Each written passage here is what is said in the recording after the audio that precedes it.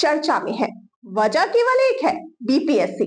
जी हाँ, बीपीएससी 70वीं प्रारंभिक परीक्षा को लेकर चल रहा शिक्षा सत्याग्रह।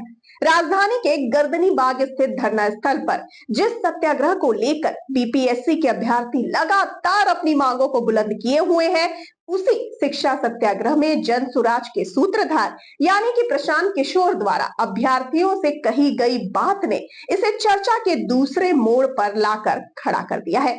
आइए आपको बताते हैं इस बारे में विस्तार से।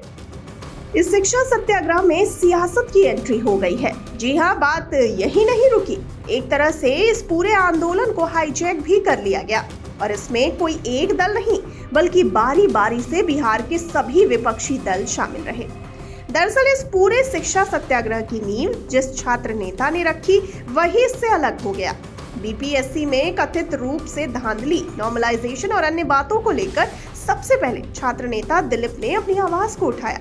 दिलीप की बातों का असर भी हुआ, छात्रों ने उसका साथ भी दिया, लेकिन दिलीप ने बाद में अपनी राह को जुदा कर लिया।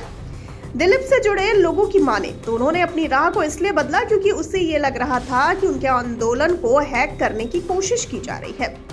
इस शिक्षा सत्याग्रह की शुरुआत के बाद शुरू के कुछ दिन तो दिलीप जुड़े रहे, लेकिन बाद में कई कोचिंग संचालक इससे जुड़ते चले गए। मूल शुरुआत करने वाले नेपथ्य में चले गए, जबकि एक खास बात ये भी है कि अब तक इस मामले में किसी को जेल हुई तो वह एकमात्र नाम दिलीप को ही हुई। आपको बता दें कि इस शिक्षा सत्याग्रह से जुड़े कई अभ्यर्थियों का कहना था कि विभिन्न दलों ने अपनी राजनीतिक रोटी को भी सेकने का काम किया। इन अभ्यर्थियों से मिलने के लिए नेता प्रतिपक्ष तेजस्वी यादव, सांसद पप्पू यादव, जनसुराज के कार्यकारी अध्यक्ष मनोज भारती और जनसुराज के सूत्रधार प्रशांत किशोर के अलावा राजद के भी कई नेता धरना स्थल पर गए थे।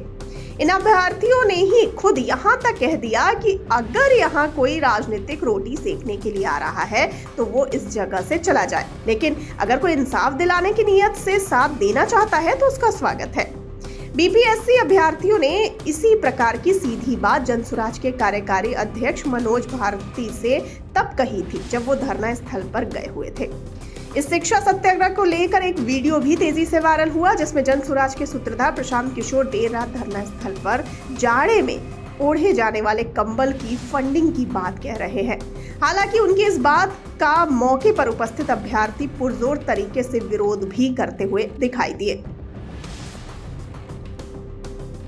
आपको बता दें कि प्रशांत किशोर यानी कि पीके जिस तरह की बातें करते हुए नजर आए हैं, उससे ये तो साफ है कि यह आंदोलन अब हाईजैक हो चुका है।